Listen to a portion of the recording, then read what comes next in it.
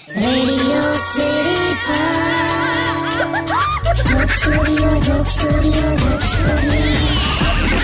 Radio city 91.1 પર હું Harshil. Almost 400 જેવા ટેન્ટ છે અને અમે લોકો જે ટેન્ટમાં રહીએ છીએ એ એકદમ અલગ જ સુપ્રીમ લેવલના ટેન્ટ છે. અને કાકા કયા ટેન્ટમાં ગયેલા તમે? મેં મારા ટેન્ટમાં ગયેલો. ઓકે, પણ ટેન્ટનું મેં જોયું હો કે બાજુવાળા ટેન્ટમાં કશું બી નાનામાં નાની વસ્તુ પણ થતી હોય ને તો ત્યાંનો અવાજ આપણામાં સંભળાય છે.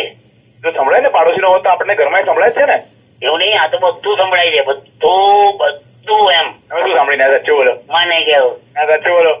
પેલી આમ કેમ એવો અવાજ આવ્યો હતો. અવાજ આવેલો? હા, એ તો પણ નાનું બેબી હતું, રમતા હતા એ લોકો એમ. એ રીતે ના લઈ શકું. તમે એક્સપ્લેન જ એવી રીતે કરો છો કે લોકો ઇમેજિન જ અઘરું કરે બધું. પણ હમણાં ઝઘડો થયો કોકનો, તો એ પણ સાંભળીને આવ્યા તમે? બધું બહુ ઝઘડો થયો. હમણાં કોકને નળ ઉઠાઈને માર્યો. આપણે તમે ખબર બાથરૂમ ની બાજુ છે ભાઈ. પણ આપણે શું કરવું છે તારે બાથરૂમ નું? ભાઈ એમ લોકોને એમને એ રીતે બધું પરવારવા દે અને ટેન્ટમાં બધું સંભળાય ગયેલા હર્ષિલ.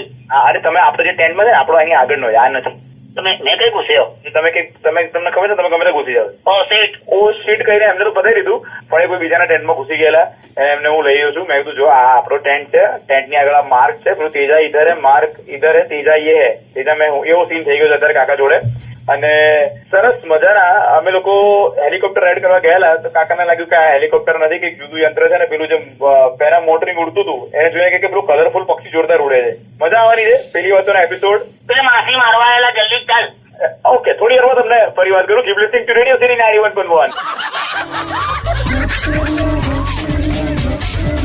Only on Radio